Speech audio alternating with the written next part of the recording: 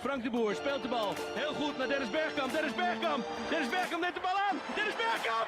Dennis Bergkamp. Dennis Bergkamp. Dennis Bergkamp. Dennis Bergkamp. Exagerarlo para Fabinho. Se le escapa la pelota y va Modric. Va. Señoras y señores, va Modric. Va. Habilita a Vinicius. Va Vinicius. Vino para Benzema.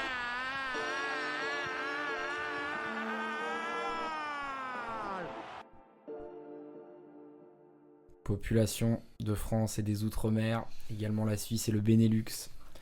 Bienvenue sur le ventre mou, le grand retour de l'émission après une pause estivale bien reposante, dira-t-on, qui nous fait donc revenir aujourd'hui en ce mois de septembre à la veille du début de la Ligue des Champions. Et c'est justement le sujet de notre émission. Juste avant de commencer tout de suite dans le dur, je vous présente nos deux nouveaux consultants qui rejoignent l'équipe en ce début de saison 2025-26, à commencer par Joshua Roy. Joshua, bonjour. Bonjour Mathieu, consultant du Sud-Ouest avant tout, joueur de rugby de renom, qui décide de s'immiscer dans le foot depuis son voyage en Turquie. Voilà, je cherche à apprendre et à faire apprendre aux autres comment on joue vraiment. Voilà, Joshua qui est donc ici même en physique, puisque pour rien vous cacher, nous sommes en Turquie avec également le second consultant que je vais introduire dans quelques instants. Ce sera donc sur notre nouveau camp de base de Beyoğlu que nous allons tourner certains des prochains épisodes. Ne vous inquiétez pas, Aurélien sera également de retour très prochainement, c'est prévu, on a quelques soucis techniques mais ça arrive. Et donc, notre deuxième consultant, qui n'est autre que Marius Lemire. Marius, bienvenue. Bonjour à tous. Merci beaucoup Mathieu pour cette opportunité. C'est ça, qui va donner un nouveau départ à ta carrière. C'est ça, Qui était exactement. plutôt dans le mur pour l'instant. Non, en vrai très content. J'avais écouté les premiers épisodes et je suis super content de faire ça avec vous en plus aujourd'hui. Donc voilà, j'ai hâte de commencer. Voilà, et puis pour nos supporters du PSG, on a ici deux, dira-t-on, suiveurs du club à minima, donc vous inquiétez pas, il n'y aura pas que moi pour casser Luis Enrique, on aura des fidèles défenseurs à mes côtés pour rééquilibrer Merci coach, merci. un petit peu le débat. J'ai déjà mis en surprise vainqueur. Voilà, alors sans spoiler, Joshua qui nous fait une transition toute faite, magnifique. Aujourd'hui, comme vous l'avez vu dans le titre et dans la miniature, c'est les prédictions de la Ligue des Champions du ventre mou. On va donc vous présenter le menu rapidement, on aura un apéritif qui va porter donc sur une prédiction impopulaire que nous avons tous. On aura en entrée notre vainqueur de la phase de ligue. C'est vraiment concentré sur la phase de ligue principalement. L'équipe qui va créer la surprise et l'équipe qui va flop. On enchaînera avec le plat principal. On va prédire le parcours des 3 clubs français engagés cette année, Paris, Marseille et Monaco. On enchaînera avec un fromage. Ça fait toujours plaisir, sauf quand on n'aime pas le fromage, avec le meilleur buteur et le meilleur passeur. Et en dessert, on aura donc 3 pronostics libres que les consultants ont préparés. Je ne les connais pas encore, vous non plus. Ce sera donc la surprise totale. Et on finira avec un petit digestif pour valoriser la gastronomie française avec notre vainqueur de la Ligue des Champions au 15 septembre. Ce qui veut donc absolument rien dire, mais il fallait quand même le faire. Eh bien écoutez, vous êtes prêts ? C'est parti. Allez, c'est parti.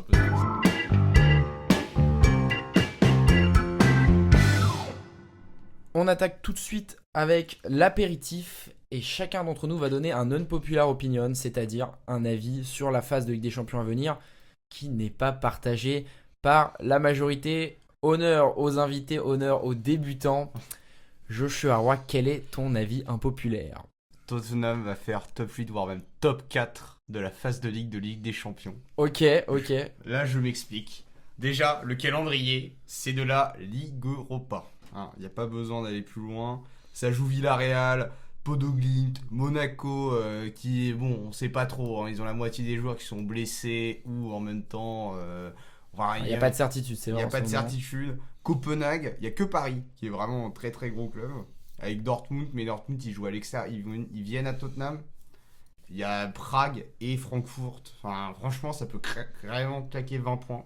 Ah ouais, tu les vois vers 20 points. T'as un détail à nous proposer ou pas sur celui-là En vrai, Villarreal, Bodø/Glimt, déjà c'est même Monaco, je pense. Je vois les 4 premiers matchs, je le vois limite 12 points. Ok, 12 points sur les 4 premiers. Paris, je les vois quand même gagner contre Tottenham, surtout qu'ils auront normalement leurs joueurs qui seront tous revenus. En principe, ouais.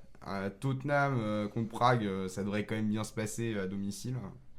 Dortmund, ça peut être un nul. Enfin, ça peut être 19-20 points. Tu vois, Ok.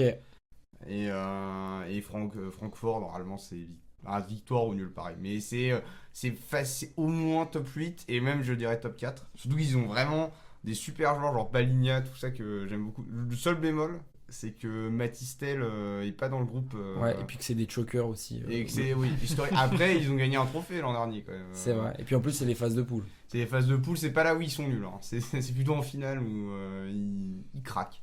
Mais moi, je trouve que Tottenham peut vraiment être très très bon et même faire une très bonne Ligue des Champions en général. Surtout qu'ils font un bon début de saison. Ils ont fait 4 matchs, je crois. Et à part une défaite Ils de ont battu con, City notamment. Ouais, à part une défaite de con contre Bournemouth, là, je sais pas quoi. Les gars, ils sont chiés dessus un match. Honnêtement, Ouais, c'était contre Bournemouth. ils ont pas. Il n'y a pas de. Il n'y a pas de problème. Quoi. Ok, ça me plaît. Qu'est-ce que t'en penses, toi, Marius Bah, c'est vrai que j'avais pas du tout pensé Après, à ça. qui s'excite sur Tottenham aussi. Voilà, c'est ça, c'est que moi, de toute façon, Tottenham, je sais pas, en fait, en même temps, tu vois, j'ai grandi en regardant le foot, en ayant cette image de club maudit, de club de loser, donc c'est vrai que j'ai juste pas du tout pensé à Tottenham pour qu'il fasse une grande campagne de Ligue des Champions, mais après, c'est vrai que vu les arguments que t'avances, mais bon. Pourquoi pas. Après, il y a quand même, tu vois, Dortmund, faut gagner. Le PSG, bon, c'est vrai qu'ils ont quand même un calendrier assez simple. Ils vont à Bodo Glimt. On en reparlera, mais voilà. Faut faire attention avec les calendriers de ce style quand même. Genre, c'est pas non plus parce que tu te dis, ouais, tous les matchs sont faciles si les mecs arrivent comme ça dans la compétition. Ah, mais ils vont pas arriver comme ça, c'est pas des favoris du tout. Après, en tant que supporter du Racing, au rugby, j'aime beaucoup les losers dans le foot. Ça s'explique par 2 ou 3 défaites en finale de Coupe d'Europe sur les 10 dernières années. Des beaux points communs. Marius, quel est ton avis impopulaire ? Alors, mon avis impopulaire que j'ai mis pas mal de temps à trouver parce que je suis ce qu'on peut qualifié de quelqu'un d'assez tapine. Voilà, logiquement, je sors pas trop des sentiers battus. Il n'y a pas grand chose dans le slibard, quoi. Mais pour moi, Donnarumma va être décisif pour City cette saison. Ok. C'est pas populaire, ça. Ah, c'est pas mal, c'est pas mal. D'accord. T'as vu le match d'hier, c'est pour ça. Voilà, je suis très influencé par le derby de Manchester qu'on a vu hier, où il a été, honnêtement, je l'ai trouvé très bon. Mais je m'explique, déjà, il y a déjà pas mal de fautes du côté de City en ce début de saison, et déjà 5 cartons jaunes en première ligue. Moi, j'ai envie de dire, il joue le Real, c'est forcément qu'il y aura un penalty à un moment du côté du Real. Et moi, je me permets même de dire que voilà, qu'il va arrêter ce penalty contre le Real Madrid. Est-ce que tu dirais, parce qu'il faut te mouiller, est-ce que tu dirais que ce sera le meilleur gardien de cette phase régulière de Ligue des Champions ? Ça, c'est plus Parce que si tu vois, ça, c'est pas sûr. si tu t'arrêtes, il est décisif, top 5 gardiens, ça me suffit pas. Je veux que tu me. Voilà, Non, en vrai, je pense qu'il peut être. Allez, dis-le, non mais dis-le. Il peut être top gardien de cette phase de ligue, même si évidemment j'ai très hâte de voir Chevalier à l'œuvre en tant que supporter parisien, et je pense qu'il va vraiment se révéler vraiment à l'Europe sur cette phase de Ligue des Champions. Mais ouais, voilà, pour moi Donnarumma, et puis évidemment tout l'orgueil, je pense qu'il va ressortir un petit peu. Enfin, le départ de Paris s'est fait dans des conditions assez bizarres et pas super facile pour lui. Je pense qu'il aurait aimé année de Coupe du Monde. Et puis voilà, année de Coupe du Monde, il a envie de montrer qu'il fait partie du top 3 gardien monde, et je pense pas top 3. Donc voilà, à suivre, mais pour moi il va faire un très gros début de saison, du moins avec Manchester City, surtout que ça a l'air, du peu que j'ai vu en tout cas dans le derby de Manchester, ça a l'air de très bien se passer pour l'instant. Donc voilà, très hâte de voir la suite. Très bien, mon avis impopulaire est le suivant, ça fait longtemps que je voulais en parler. Je considère que lors de la 8e journée, on va avoir donc ce multiplex avec 18 matchs. Eh bien, le multiplex de la dernière journée est à chier, c'est un concept de merde. Voilà, on a eu toute une zumba sur les combinés, mon ticket, 18 matchs, déjà personne n'a gagné. Personne n'a gagné. De toute façon, ils te payent pas si tu gagnes. Et même au-delà de ça, c'est que je trouve ça inintéressant, illisible. En fait, finalement, on s'est rendu compte que dans les 18 matchs, combien de matchs avaient vraiment de l'intérêt ? Finalement, la saison dernière, en fait, il n'y avait que le Manchester City-Bruges qui avait vraiment l'intérêt. Le début de PSG Stuttgart, mais il y avait 2-0 après 20 minutes, c'était fini. Donc c'est une grande journée, ça va dans tous les sens, on comprend rien. Finalement, à moins de se focus sur un match que je pense personne n'a fait, tu ne retiens rien de cette journée, tu n'as vu aucun match. Et les multiplex, ça peut être sympa, mais selon moi, ça n'a aucun sens de faire un multiplex à 18 équipes. Ça, en fait, ça gâche complètement cette dernière journée. On attendait à ce qu'il y ait des places qui bougent à la dernière minute, etc. Ouais, il y en a eu. T'es passé de 14e à 15e, qu'est-ce que ça change? C'est rien passé du tout. Plus potentiellement les quelques équipes qui ont pu faire un petit peu des calculs sur les fins de match en mode pour être plus ou moins à telle place ou telle place. Quand une équipe commençait à se dessiner à la 9e ou la 10e place et qu'on n'avait pas trop envie de la jouer, on faisait exprès de rétrograder un petit peu pour aller jouer le 11e. Moi, je trouve ça personnellement très très moyen et ce format m'intéresse par plein d'aspects, mais certainement pas par celui-ci. Ouais, je suis assez d'accord. Un multiplex, c'est 3 à 4 équipes.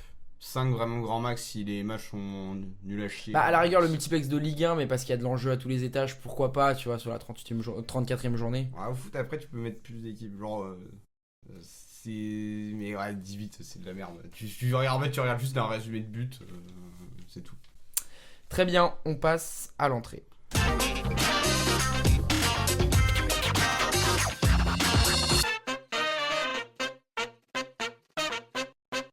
Le premier gros morceau donc, de nos prédictions, c'est sur le volet des équipes. Qui sera le premier, qui sera l'équipe surprise et qui sera le flop. On commence par le vainqueur selon nous de la phase de ligue. On est 2 à avoir mis le Make Club.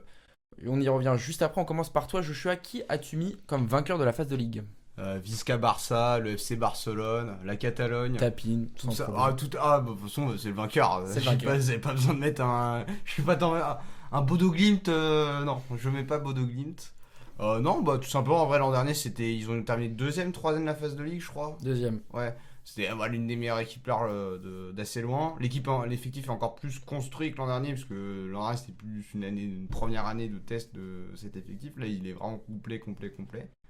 Je trouve que franchement, honnêtement, c'est sur le papier la meilleure équipe d'Europe. Je pense même qu'ils sont. C'est un débat. C'est un débat, mais. Il y a quelques mecs outre-Manche qui ont quand même quelques arguments solides. Oui, à Paris et tout, oui, mais je pense qu'en ce moment, ça tricote un peu. Et combien de points pour le Barça selon toi? J'ai mis 22, j'ai mis qu'ils avaient quand même un nul à Chelsea. Donc alors attends, on se le met ensemble le calendrier, je vais vous le donner. Donc un seul nul à Chelsea, tu me dis. Je vois Chelsea assez fort quand même. Donc tu confirmes si je me trompe les pas. monter en puissance avec l'effectif qui s'améliore et tout. Donc il gagne à Newcastle en ouverture. Largement. Il gagne face à Paris aux deuxième journée. Ça va être dur, mais je pense que oui, parce que Paris est vraiment complet. J'aurais dit nul, mais là Paris est vraiment trop diminué. Okay. Contre l'Olympiakos, victoire. Oui. À Bruges, victoire. Oui. Donc Chelsea, match nul. Ouais.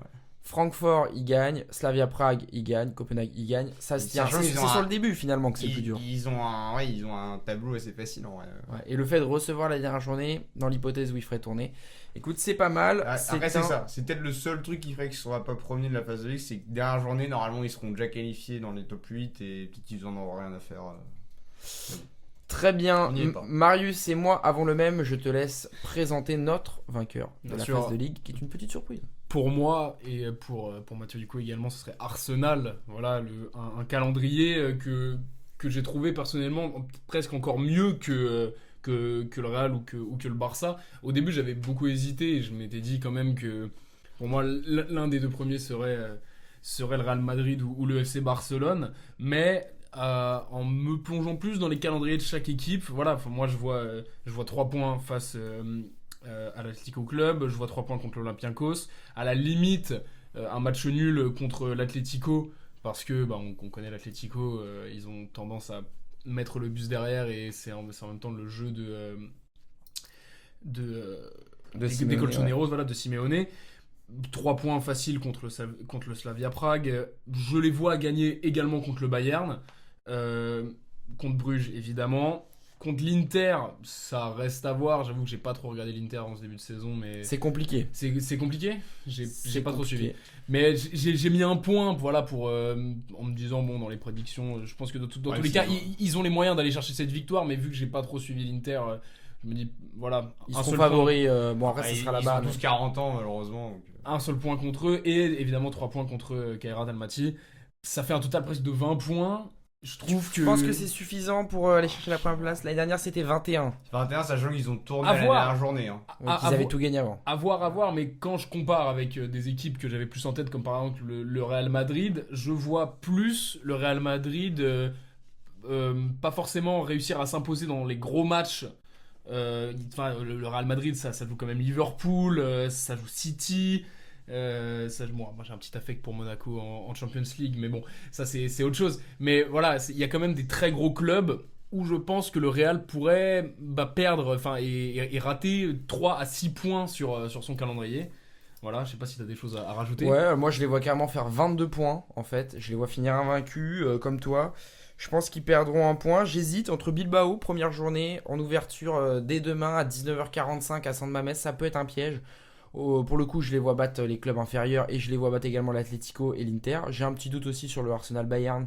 Ça peut faire un match nul selon moi, mais je pense que Arsenal est armé. En ce qui concerne les cotes un petit peu, et finalement on a tous les deux sélectionné, tous les trois sélectionné les deux plus probables. Le Barça est à 5,50, Arsenal et Liverpool à 7 et le PSG à 9. Le Bayern et City complètent à 10, 11 même pour le Real Madrid, qui est donc le deuxième club le plus misé derrière le FC Barcelone. Voici donc pour le vainqueur. On enchaîne tout de suite avec l'équipe surprise.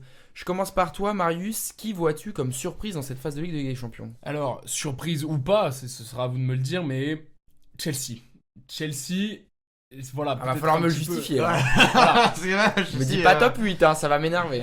Non, alors, Chelsea, déjà pourquoi j'ai trouvé. Alors, évidemment, on peut penser ce qu'on veut de la Coupe du Monde des clubs. Ils font. Que la fraude fiscale, c'est pas bien. Non, je trouve que cette équipe fait quand même une grosse compétition. Voilà, notamment cette finale contre le PSG. Bon, on le sait, contre un PSG qui était cramé, qui en avait plus dans les jambes, etc. Ça reste quand même une grosse victoire. Après, eux aussi avaient fait autant de matchs. Ils ont été jusqu'à la finale de la conférence. Mais vu le calendrier de Chelsea, je pense que on peut se le remettre. Alors déjà, tu les vois faire quelle place, combien de points à peu près ? Moi, je les vois dans le top 8. Honnêtement, surprise. Ça sera une petite surprise. C'est une petite surprise, mais je les vois. Alors, personnellement, je vous dis ça là comme ça, mais ce que j'ai marqué sur ma feuille, je les vois même plutôt dans le top 3. Alors, là, ça me plaît. Là, ça croustille. Là, ça croustille. Je préfère y aller progressivement, parce que si on se remet le calendrier, je vois honnêtement, j'ai suivi. Ils sont à Munich mercredi. Voilà, j'ai suivi un peu le début de saison de Chelsea. J'ai regardé quelques matchs et j'ai surtout regardé les résumés. Je les vois aller chercher au moins un nul, voire une victoire à Munich. Ensuite contre Benfica, je pense que c'est un match qui peut totalement gérer à domicile. À domicile en plus. C'est plutôt simple. Contre l'Ajax, j'en parle pas. Ensuite, on a qui ensuite ? Karabakh là-bas. Oui, voilà. Ça, je pense que pareil. Attention à pas se faire piéger, comme toujours. Surtout que Chelsea depuis quelques temps a quand même aussi un peu se traîne un peu cette comment dire. C'est un peu des chokers, quoi. Voilà. Donc, il faut faire attention pour les matchs jugés faciles à pas se faire peur. Contre le Barça, en fait, et puis je vous mens pas, moi j'ai un petit affect pour Cole Palmer et je pense que ça peut être la saison de son retour entre guillemets, même s'il est jamais vraiment parti. Mais c'est vrai qu'on avait vu, c'était en début de saison dernière, il y avait quand même un énorme début de saison. Beaucoup de buts, etc. Je le vois bien revenir vraiment sur le devant de la scène avec du coup ce début de saison en Ligue des Champions. Chelsea, je te coupe, Chelsea qui finit dans le top 8 selon les bookmakers, pour ne pas citer de nom que je suis en train de regarder, c'est coté à 2. C'est donc petite surprise si ça a lieu. Chelsea premier, bon, rêvons toujours, c'est pas ce que tu as annoncé, c'est coté à 13. Alors, on n'a pas la cote. Non, pour moi c'est top 3. Pour moi, c'est top 3. J'écoute aussi un petit peu mon cœur, mais moi, en même temps, sur le genre de prédiction, j'essaye toujours de m'imaginer ce qui me plaît. Mais voilà, Chelsea, c'est une équipe que j'aime beaucoup. Mais voilà, ensuite, on a le Barça. C'est une grosse équipe en face, mais voilà, on sait jamais. Peut-être un petit nul qui peut se négocier. Il me semble que c'est à domicile. Ouais. C'est ça.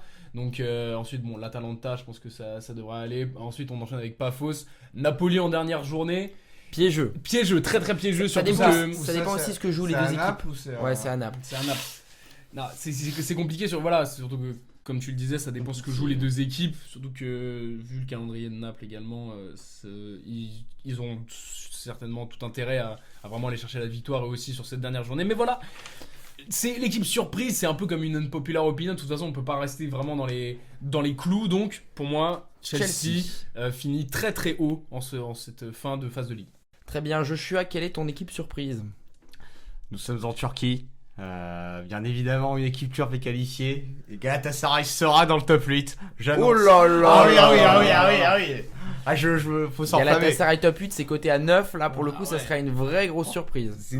En vrai, tu regardes le calendrier. Alors attends, je vais le mettre devant les yeux pour l'avoir. C'est pas non plus. Il y a déjà pour l'instant ils sont invaincus en championnat. Ils marchent sur la gueule de tout le monde et ils vont le faire ça. Ok, alors attends, t'as le décompte précis ou pas des points selon toi? Pour moi, ouais.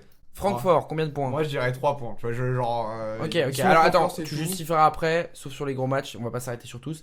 Là, tu peux t'arrêter si c'est Ah ouais. quelque chose à dire. Galatasaray, Liverpool. Je vois un point. Je vois quand même Liverpool conseiller leur premier nul de la saison. Même genre ils vont que gagner jusque là. Et avec ce match ils vont faire le premier nul. Parce que c'est pas cool de les jouer là-bas. Hein. Bodo Glimt à domicile. 3 points Ajax. Ajax là-bas. Union Saint-Gilloise pareil. Monaco, je les vois pas bons. 3 points. Ah ouais, t'es confiant pour Galatasaray. On Finira est quand même sur une équipe irrégulière avec des champions. L'Atlético à domicile. Allez, chez Atletico à domicile, je vois 1 point et je vois peut-être 0. Je vois peut-être une défaite à la fin, genre parce qu'ils sont quasiment sûrs d'être dans le top 16. Et donc ça nous ferait 4, 7, 10, 13, 14, 17 points. 14 ou 17 points. Et en fait, Non, ça fait 17. Ouais, mais sinon, je vois peut-être une autre défaite contre Liverpool. Genre, possiblement, c'est nul ou défaite. Contre Ok, Liverpool. donc 16 ou 17 points. Et 16 ou 17 C'est points. ce qu'il faudra pour. C'est ce qu'il faut pour être top 8 et c'est ce qu'il faudra pour Osimhen. Parce que bien évidemment, j'ai le maillot collector sur moi. Donc on supporte. Très bien, donc Galatasaray en équipe surprise. Mon équipe surprise pour conclure cette rubrique. Alors moi, je suis parti sur Bodo Glimt. Évidemment, ceux qui me connaissent auraient pu s'en douter, les terrains synthétiques, c'est mon kiff. Donc l'équipe de Norvège, l'équipe la plus septentrionale qui ait joué l'histoire de la Ligue des Champions, si je ne m'abuse. Qui a donc, je vais me mettre son calendrier devant les yeux. Alors par contre, équipe surprise, c'est Bodo Glimt dans le top 24. C'est pas Bodo Glimt top 8. Je m'attendais pas à Bodo Glimt top 8. Bodo Glimt dans le top 24, c'est coté à 3. Donc on peut considérer que c'est une surprise. Ça serait pas une sensation non plus. Mais ce qui peut vous intéresser, c'est donc le décompte des points. Je rappelle que le cut l'année dernière, pour passer, c'était d'avoir 11 points. Il y a des équipes avec 10 points qui ont été éliminées. Également une avec 11 points. Donc on n'a pas encore un échantillon assez large, mais c'est ce qu'on peut dire. En gros, faut dire que c'est 12 points. Moi, je vous dis, Bodo Glimt, ça va être très très méchant, surtout à domicile. Slavia Prague, Bodo Glimt, 1 point, match nul. Bodo Glimt, Tottenham, victoire de Bodo Glimt, en ce qui me concerne, à domicile. Galatasaray, Bodo Glimt, 1 point. Galatasaray, j'aurai peut-être l'occasion d'en reparler plus tard. C'est pour moi une équipe qui peut tout à fait faire un match nul à 19h45 face aux Norvégiens. Bodo Glimt, Monaco, 1 point, ce qui fait seulement 6 points, mais invaincu à la mi-course. Face à la Juventus, c'est ma take, c'est ma surprise. Je pense que Bodo Glimt va gagner à domicile. Dortmund, Bodo Glimt, je les vois perdre. Bodo Glimt, Manchester City, je les vois perdre également. Et Atlético, Bodo Glimt, je les vois aller gagner à Madrid lors de la dernière journée.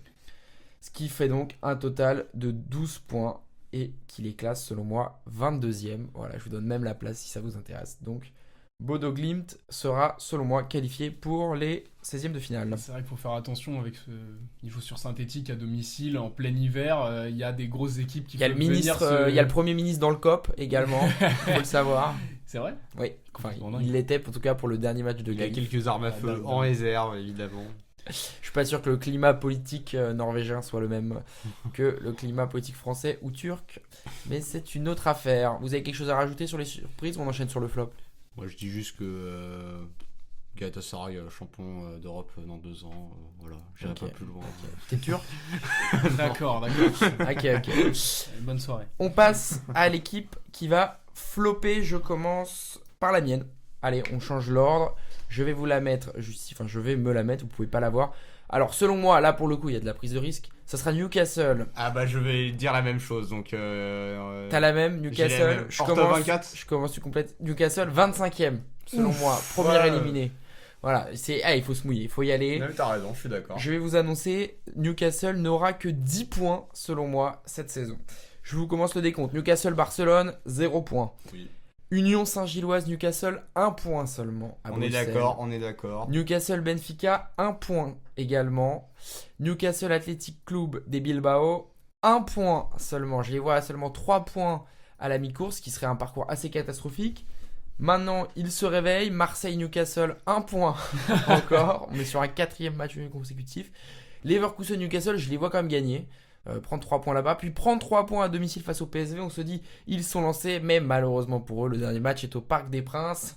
Ils n'en prendront pas, ils termineront à 10, ils seront 25e et on dira bye bye Newcastle. On se rappelle de ces fils de pute qui nous ont mis 4-0. Hein. On sait, il y a 2 ans, on a eu très peur à St. James Park. Hein, donc, Ton langage en revanche. Ouais, oh.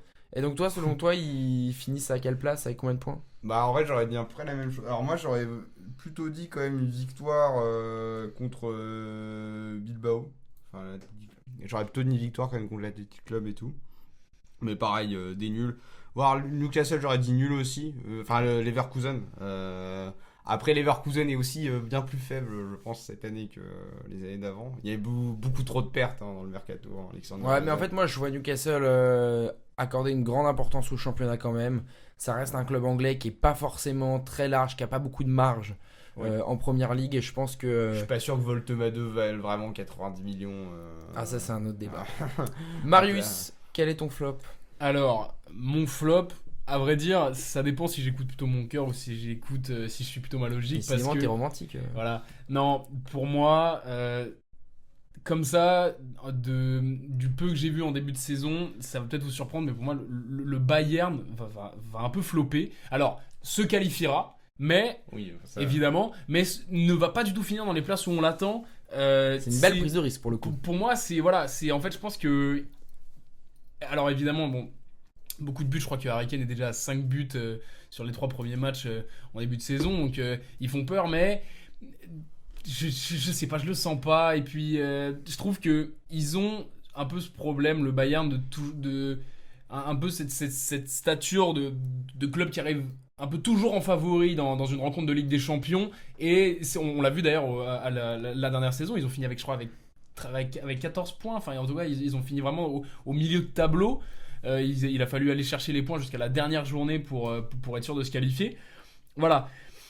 Pour moi, c'est 13 points maximum sur leur calendrier. Donc tu les vois carrément finir dans la partie de tableau 16-24, voilà. C'est-à-dire qu'ils se déplacent au barrage retour, c'est bien ça du coup. Voilà, pour moi c'est... Mais ça, c'est si j'écoute un peu mon instinct, si je suis un peu plus ma logique, je pense que malheureusement, ceux qui vont flopper, si on peut parler de ça, c'est le PSG, parce que forcément avec tous les blessés qu'on a là sur le début de saison, en fait il y a que notre milieu qui est pas touché, et notre gardien, Dieu merci. Donc voilà, ça va être, en tout cas ça va être très compliqué en début de saison, et je vois le PSG faire un petit peu le même scénario que l'an passé, c'est-à-dire un début de saison en phase de ligue très très compliqué, avec du coup forcément des matchs qui vont devoir se jouer jusqu'à la fin. Pour le coup, c'est sûr que le PSG n'aura aucun intérêt à faire jouer une équipe B sur ces derniers matchs, parce que je pense qu'il y aura des points à aller chercher jusqu'à la fin. Mais ouais, donc un peu flopesque, j'ai envie de dire, comparé à ce qu'on aurait pu attendre avant le début de la saison de Ligue 1, parce que voilà, forcément on se disait mais cette équipe sur le papier c'est fantastique, avec Dembélé, Doué, Hakimi, enfin tout ce que tu veux. Au final, je pense que ça va se terminer un petit peu comme l'année dernière, voilà, ça peut-être pas aller jouer les barrages, mais pas loin, vraiment, si ce sera sur le fil, quoi. Très bien, voici donc pour cette entrée.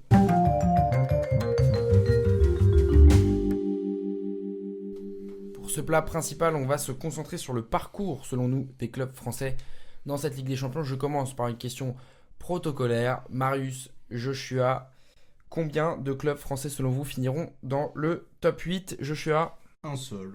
Voilà. Marius? 0. Et selon moi, 1 également. Combien donc finiront dans les 24 premiers, y compris le top 8, Joshua? 2. Et donc un club français éliminé pour toi, Marius? Pour moi, les 3. Les 3 seront qualifiés. Je pense également que les 3 seront qualifiés. On commence tout de suite par le PSG. Alors Marius, tu nous as déjà touché un mot, donc voilà. Si on a compris. Si vous rejoignez l'émission maintenant, ça n'a aucun sens. Personne ne met la vidéo à 29 minutes pour commencer. Donc vous êtes déjà au courant que Marius voit le PSG finir en dehors du top 8. De ton côté, Joshua, tu me les annonces dans le top 8, mais tu me les mets où exactement à peu près? Quel parcours un peu? Vas-y, fais-moi un peu vibrer sur ton PSG. Premier match, ils vont quand même gagner contre l'Atalanta, je pense. Je pense que le Barça, ça va être... S'ils gagnent pas contre l'Atalanta, il y a vidéo. Il y a vidéo. Non, il y a vidéo, il faut le dire, il y a émission. Ah, il y a la VAR. Je pense que ensuite contre le Barça, ça va être quand même très compliqué. Hein. Surtout, normalement, c'est enfin le retour du Camp Nou. Tu nous as dit tout à l'heure qu'ils allaient perdre, donc me dis pas qu'il y a match nul. Ah oui, non, ils vont perdre. Même j'ai bien peur que ça va être une petite défaite de 2-3-0. Ah oui, d'accord. Ça, ça va être très très compliqué. Ça va être très compliqué. Pas autant que. Après, je sais plus quoi, c'est quoi leur démarche. Alors ensuite, ils ont Leverkusen, Leverkusen, je les vois très mauvais. Donc, victoire du PSG. Ouais, victoire large. Bayern Munich au Parc des Princes. Bayern au Parc, je les vois quand même gagner de manière très limite. Mais Très bien.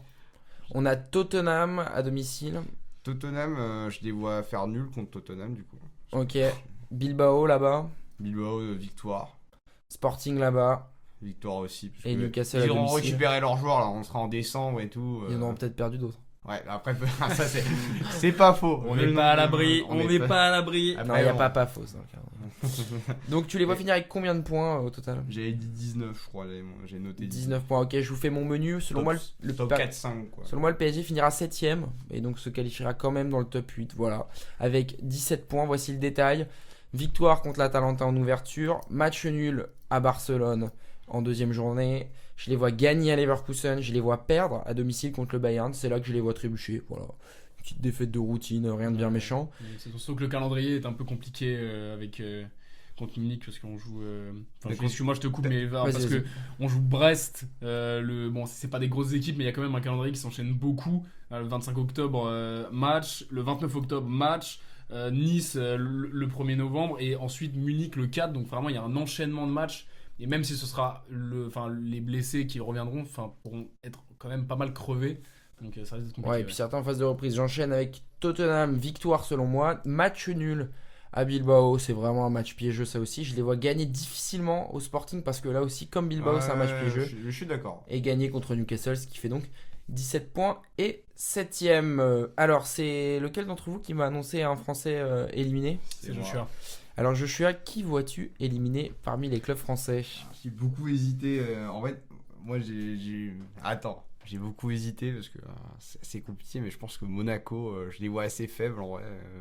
J'ai du mal en fait, j'ai du mal, un peu comme Marseille, mais Marseille, je les vois quand même un peu meilleurs. Commençons sur Monaco. Alors, raconte-nous un petit peu ta vision. Monaco, c'est un nul d'entrée de jeu qui va contre je sais plus qui. Attends, je te le mets. Attends, je reviens ici. Ça commence par Bruges. Ça joue à Bruges, c'est pas. Moi, je l'ouverture et puis ils sont pas. À 18h45. Voilà, c'est ça, t'as pas envie de jouer à cette heure-là et tout. Ensuite, ils jouent contre Man City.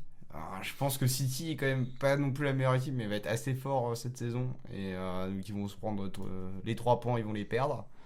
Ensuite, contre Tottenham, moi j'ai déjà dit que Tottenham, je les voyais assez haut, donc ils vont perdre contre Tottenham. Ok. Le Bodo Glimt, je vois nul ou victoire pour Monaco, mais ça va être très très chaud, parce que c'est à l'extérieur. Hein. Bodo Glimt, c'est pas. On en parlait tout à l'heure. Voilà. Pafos. Pafos, je les vois quand même gagner contre Pafos ou faire nul. Je vois plutôt gagner quand même contre Pafos. Ouais. S'il te plaît, tu peux arrêter de me donner 2 réponses. Tu m'en mets une, s'il te plaît, merci. Contre Galatasaray, j'avais dit je les voyais faire nul ou victoire contre Galata. J'avais dit c'était un peu un match bizarre. Ok, donc nul ou victoire? Ouais, je dirais plutôt nul quand même. Je pense qu'ils vont pas réussir à avoir les 3 points. Ça fait 6 points jusque là. Il te reste le Real et la Juve. Le Real, c'est défaite. Ça, c'est au Bernabeu, faut, avec la corruption de Franco. Enfin, voilà, c'est assez compliqué.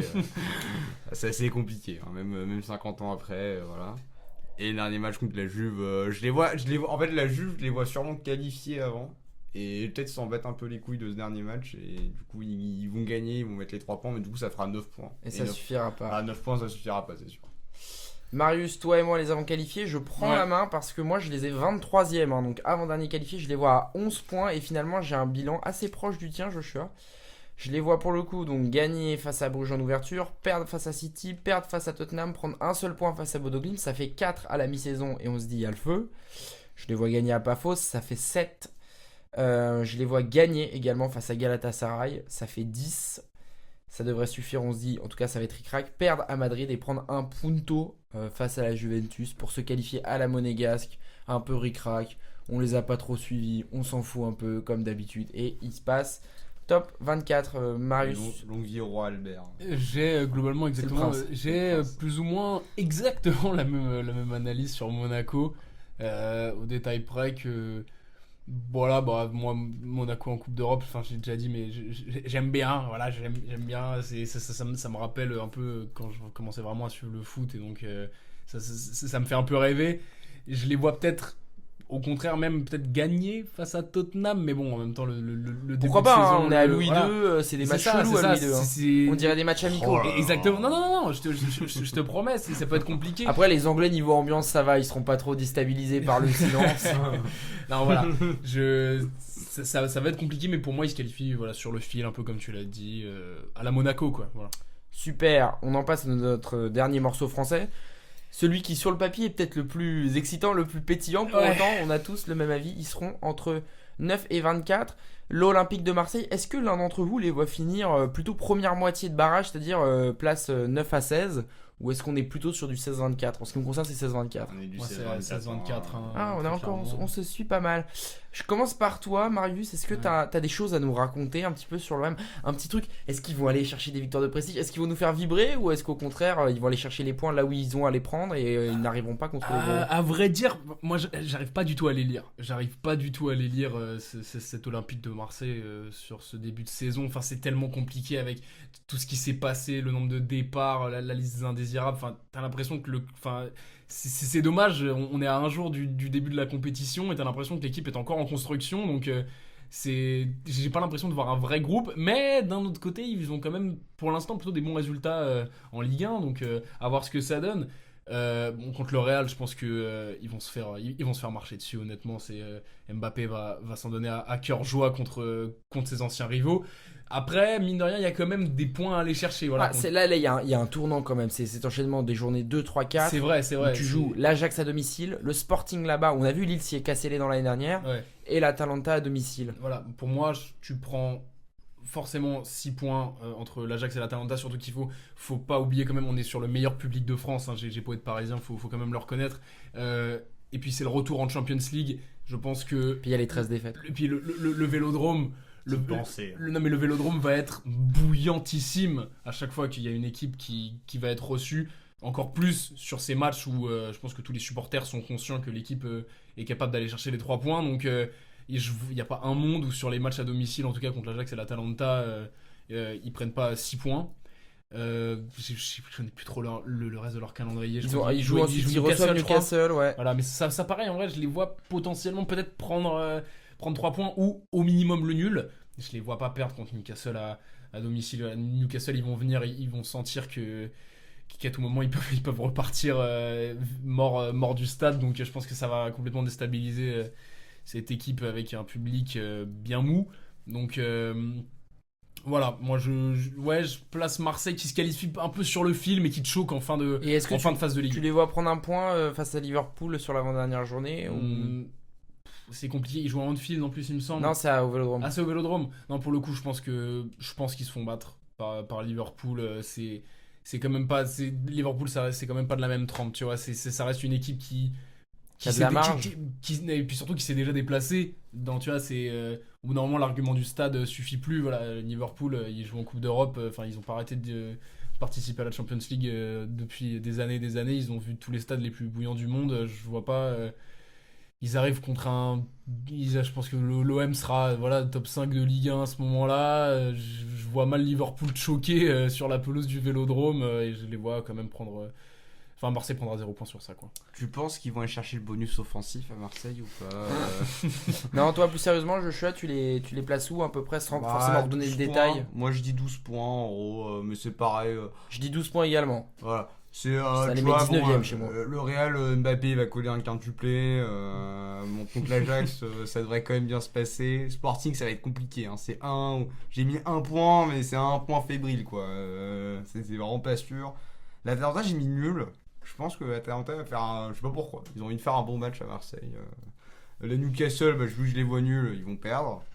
Lyon Saint-Gilloise, j'ai mis nul, mais ça peut être une victoire. Ils peuvent être à 14 points Marseille quand même. C'est un peu le match où j'ai fait nul ou victoire. Ah, pour moi, il y a sur les 12 ou 14 points. sur les 3 dernières journées, ils jouent Saint-Gilloise, Liverpool-Bruges. Déjà, je les vois perdre contre Liverpool.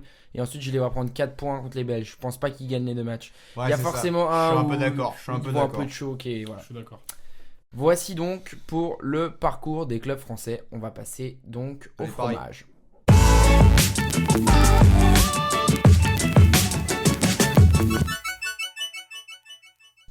On enchaîne le fromage. Ça commence à devenir sérieux ce repas. Les meilleurs buteurs, ou plutôt le meilleur buteur de chacun d'entre nous et le meilleur passeur. Voilà, spoil, je vous le dis tout de suite. Nous avons tous les trois mis le meilleur buteur similaire. Et ce sera Kylian Mbappé. Donc la question que je vais vous poser, histoire qu'on n'y passe pas hyper longtemps, c'est qui voyez-vous éventuellement rivaliser avec Mbappé et à combien de buts vous imaginez être Mbappé, sachant qu'il y a 8 matchs. T'as une idée où je commence? J'ai aucune idée qui va arriver avec Mbappé. Je pense vraiment que Mbappé va être à 3-4 buts.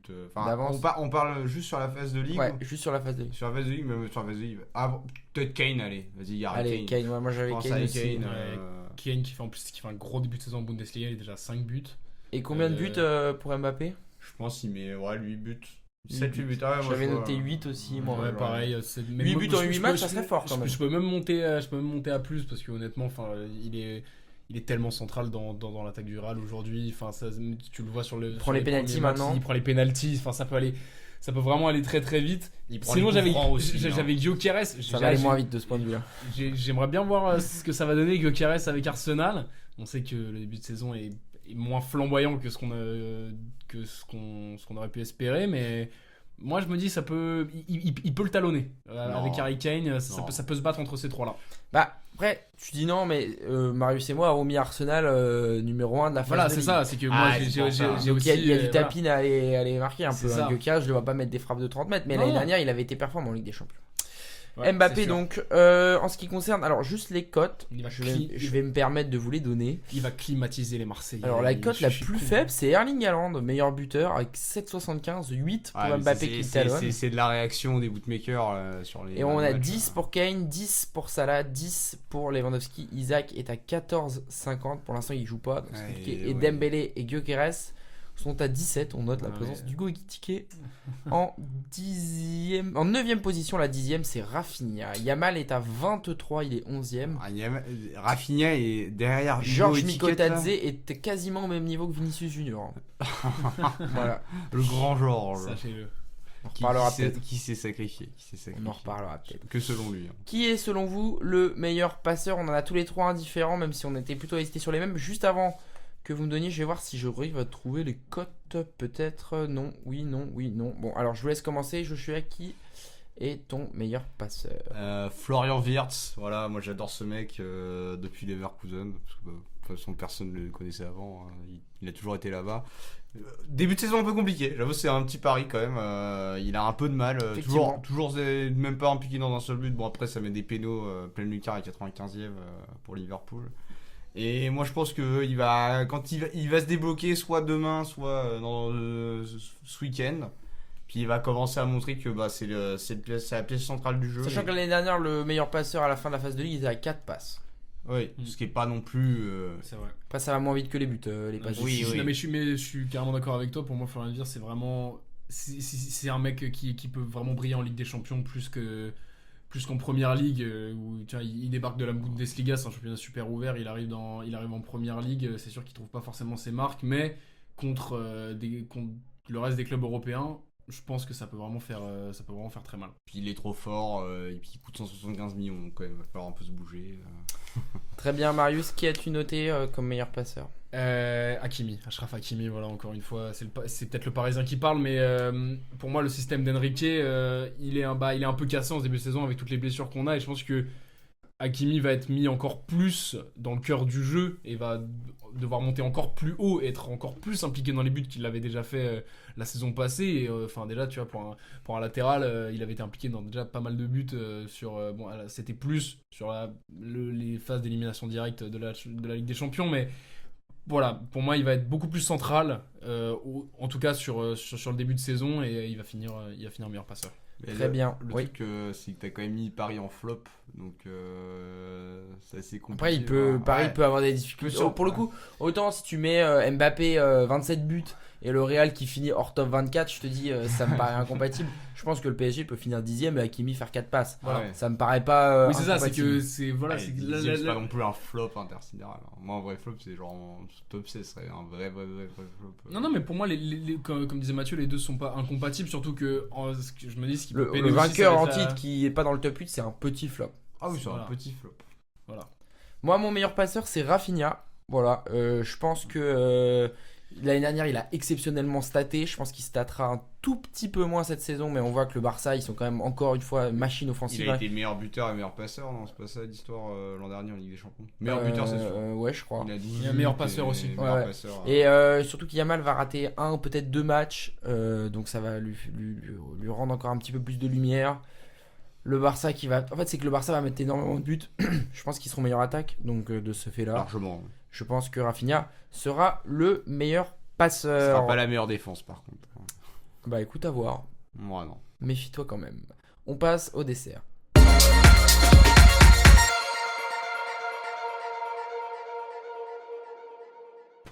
Alors, dans cette avant-dernière rubrique, on va faire 3 prédictions libres chacun. Nous avions tous eu carte blanche et il va falloir, je l'espère, faire un peu bander quoi, l'auditeur, voilà, lui faire plaisir, aller chercher des trucs un peu sympas. Et on commence par toi, Joshua. Quelle est ta première prédiction libre? Gyökeres ne dépasse pas 3 buts dans cette phase de Ligue. Voilà. Non mais voilà. Là, ça j'aime. Voilà, faut arrêter. Il y a une course d'obèse morbide. C'est pas possible quoi. On dirait un pilier gauche un pilier droit même qui se déplace. Enfin, il va mettre 2 penalties et un tapin dans le jeu, mais pour l'instant, moi je trouve que. Puis Arsenal, on a parlé de Tottenham comme des chokers. Arsenal aussi, c'est des chokers. Ils vont pas faire. Alors personnellement, on n'est pas d'accord nous. Hein. Ouais. Ils vont faire top 8, hein, mais ils vont pas être aussi dominants que ce que vous pensez. Ils vont pas être premier jeu. Je suis pas d'accord. L'homme masqué va se réveiller. Très bien. Allez, Marius, après, j'adore sa célébration. Je le respecte énormément pour ça. Marius, mais pas le contrôle de balle. Marius, quelle est ta première prédiction libre? On va commencer par une prédiction 100% PSG. Pour moi, Barcola sera titulaire. Et même après le retour des blessés du PSG, je le vois bien là. Ah, c'est ça la prédiction, ça s'arrête à titulaire? Non, sera titulaire et va. Je peux aller un peu plus loin, Ouais, excuse-moi. merci. C'était pas... Florian Vies va être titulaire à Liverpool. Qu'à faire. Non, il va récupérer sa place de titulaire indiscutable. Il va vraiment. C'est compliqué. Est-ce qu'il va être le meilleur buteur du PSG sur la phase de ligue? Euh, Moi, je pense que oui. C'est possible, ouais. C'est carrément Barcola. possible. Barcola. Voilà. Pour moi, c'est Barcola, meilleur buteur de la phase de ligue pour le PSG. Il fait un début de saison super. Là, le match contre Lens, doublé, etc. Enfin, tu sens qu'il est très en confiance et qu'il est là pour. Qui veut saisir cette opportunité pour venir récupérer sa place de titulaire. Et je pense qu'il va y mettre tout son potentiel. Donc, pour moi, meilleur buteur du PSG. Très bien. Alors, ma première prédiction libre, elle est centrée sur un joueur également. C'est sur Kevin De Bruyne. Je pense que Kevin De Bruyne va illuminer la phase de poule. Merci. Je le vois marquer au moins 3 buts, faire au moins 3 passes décisives, être au moins clutch dans un des matchs et en plus être dans l'équipe type des phases de poule. Voilà, je pense que Kevin De Bruyne va faire une très très grosse phase de poule. Joshua, il me semble que tu as également une prédiction, c'est ta deuxième. Vas-y, je te laisse enchaîner. Attention à Naples. Hein. Attention à Naples, parce pas que moi pareil. je pense que Naples va être très très dangereux, que ce soit et ça va monter en puissance. Moi je pense que même après ça peut aller très loin Naples. Donc Naples, tu les vois finir où sur la phase de ligue? Parce que c'est bien beau de me dire ils vont gagner la Coupe d'Italie, moi mais je ça les m'intéresse pas. je les vois facile, au moins top 10 voire top 8. Ils ont pas un calendrier qui est non plus si compliqué que ça. Ils ont un premier match qui va être un peu coup près, je trouve. Commencer par City, c'est peut-être pas le meilleur cadeau qu'ils ont pu avoir dans leur vie. Mais après, ils ont Karabakh, ils ont des trucs. City, Sporting, PSV, Francfort, Karabakh, Benfica, Copenhague, Chelsea. On est sur effectivement un des calendriers les plus simples de tout le plateau. Ils ont un calendrier assez simple et ça va être très bien pour les mettre en jambes pour après. Et moi, je pense que Naples va être très très fort. Très bien. Naples top 8, c'est coté à 3. Non, je suis complètement d'accord. Hein. C'est pour moi Naples. Et même si ensuite on peut aller un peu plus loin que la phase de ligue, je pense que. Je pense que c'est même demi-finale. C'est demi-finale. Ah ouais, alors ouais, là c'est. Non, pour moi, cette équipe peut vraiment aller chercher une grosse compétition cette année. Très bien. Marius, quelle est ta deuxième prédiction libre? Galatasaray va écraser l'Atlético à domicile. Oh là là, ça j'aime. Voilà, ils vont. Voilà, c'est ça. C'est. Il y a. Osimhen qui enlève son masque après son triplé. Non, l'Atlético va se faire surprendre. Voilà, je crois que c'est leur 3e ou leur 4e match.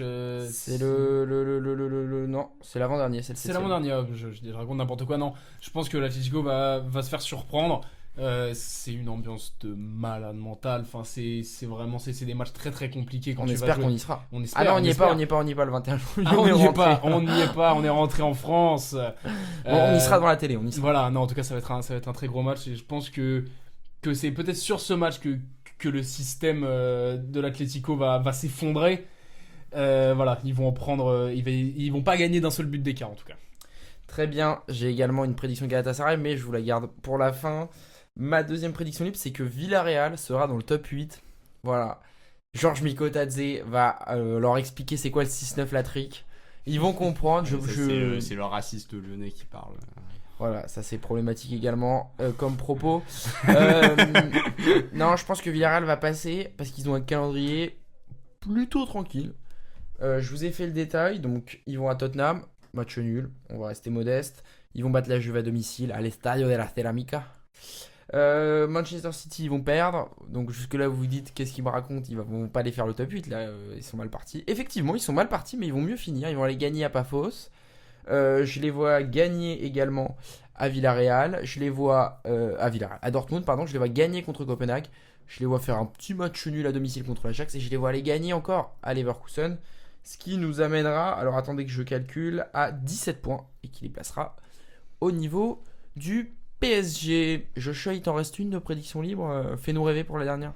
Alors j'en ai une sérieuse qui est Leverkusen. Je pense que Leverkusen va être top 24, voire pas top 24. Je pense que l'effectif a tellement changé. Que, Dans un range 21-27 par exemple. Ouais, c'est ça, un range 21-27. Et j'en ai. Donc là, c'est vraiment sérieux. Genre, ils ont tout perdu. Ils ont perdu Xhaka, Wirtz. Ils ont tout perdu. Ils ont racheté des jeunes quand même un peu. Le changement de coach. Ouais, dès le changement début de coach. saison, C'est un peu assez le bordel cette saison. Les mecs, ils vont, je pense, se concentrer sur. Ils vont faire les 2-3 premiers matchs. Ils vont voir s'ils vont réussir à gagner. Ils ont quand même un calendrier assez facile. Hein, ce qui peut peut-être les sauver en Ligue des Champions cette année. Ok. Mais ça va être compliqué. Et sinon, j'en ai un troll, c'est pas fausse. Top 24, mais ça. Même ça, t'y crois pas, donc ça sert à rien de nous l'annoncer. Ouais, pour Leverkusen, pour moi, c'est Il y a quand même des joueurs de talent, David Luiz, voilà. On peut y croire pour pas fausse. Ouais, pour moi, Leverkusen, en tout cas, cette année, c'est le championnat et rien d'autre. Hein. Ils vont pas se concentrer sur la Champions League. L'équipe, en tout cas, l'équipe n'a pas les moyens aujourd'hui. Très bien, Marius, tu avais une dernière proposition à Ouais. nous faire. Je pense que Lamine Yamal va être le joueur de cette compétition. Ça va vraiment être le Ok. MVP. Tu nous inclus les phases finales aussi ? J'inclus les phases finales, mais même dans la phase de ligue, je pense que ça va être incontestable à quel point il va être. Enfin, je pense qu'il va être encore plus impressionnant que l'année dernière. Je pense que voilà, il va y avoir des doublés, des triplés. Enfin, ça va être quelque chose de. Non, ça va être quelque chose de superbe. Je pense que j'ai tellement hâte de regarder le Barça juste pour Lamine Yamal. En vrai de vrai, il va surpasser. Je pense qu'honnêtement, il peut. Enfin, si en tout cas il fait cette Champions League là, pour moi c'est ce genre de la compétition tout simplement. C'est Juste pour être pas trop qui s'inspire de Magic Johnson. Voilà, J'ai pas fait. forcément. Ma dernière prédiction libre, tout le monde a parlé de Galatasaray, vous vous doutez bien, j'allais également en parler. Ma take, attention, elle est vraiment à la fois très précise et à la fois très imprécise, je sais pas si elle va vous plaire. En fait, c'est une double sur Galatasaray, c'est de dire que Galatasaray va être complètement impronosticable. Je m'explique. pas mal le pronostic. Je les vois, par exemple, ne pas gagner à domicile contre l'Union Saint-Gilloise. En revanche, je les vois tout à fait être invaincus si tu prends Liverpool plus l'Atlético Madrid. Je pense qu'à chaque fois qu'on va brancher la télé pour regarder Galatasaray en Ligue des Champions, il peut tout se passer. Et c'est là qu'intervient le deuxième volet de la prédiction. Je pense que Galatasaray va prendre au moins 3 cartons rouges sur la phase de Ligue. C'est mon pari. Je les vois bien. Tu vois, J'avais dit 2, moi. je pense que dès la première journée à Francfort, ça tombe. Bam, la biscotte. Je les vois bien en prendre une autre. Par exemple, à Monaco, un tacle sur le genou de Zakaria, ça peut tout à fait se passer. Je pense qu'ils ont des joueurs qui sont tout à fait compétents. Ils ont le sang chaud et ils ont également le public pour venir mettre de l'huile sur le feu. Donc, en mon sens, si vous avez de l'argent à parier, ne la mettez pas ni sur Galatasaray ni contre Galatasaray. Évitez-les. Voilà. C'est bon pour ces prédictions libres. On va terminer sur le petit digestif pour faire honneur à notre chère gastronomie française.